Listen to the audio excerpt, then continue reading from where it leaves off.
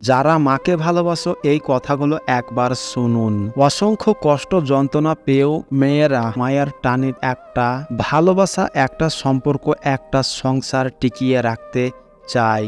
এই জন্য মেয়েরা মায়াবতী, আর মায়াবতীর কোনো পুরুষ বাচক শব্দ নেই। ব্যবহার করা কপালের টিপটার আঠা নষ্ট হলেও মেয়েরা সেটা যত্ন করে রেখে দেয়। এক জোড়া কানের দুলের একটা হারিয়ে গেলেও অন্যটা ফেলে না।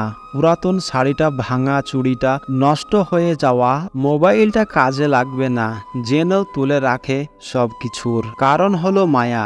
মেয়েরা মায়ার টানে ফেলে না, জিনিসও ফেলে না।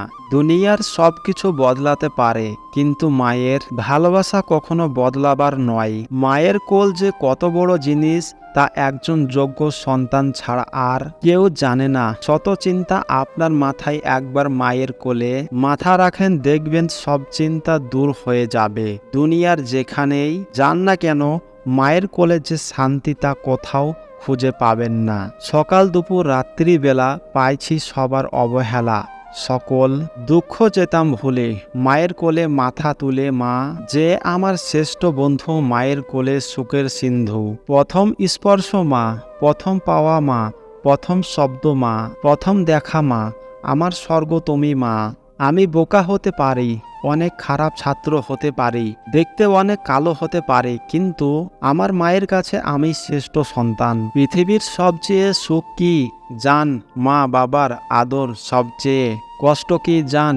মা বাবার চোখের জল। সবচেয়ে অমূল্য রতন কি জান? মা বাবার ভালোবাসা।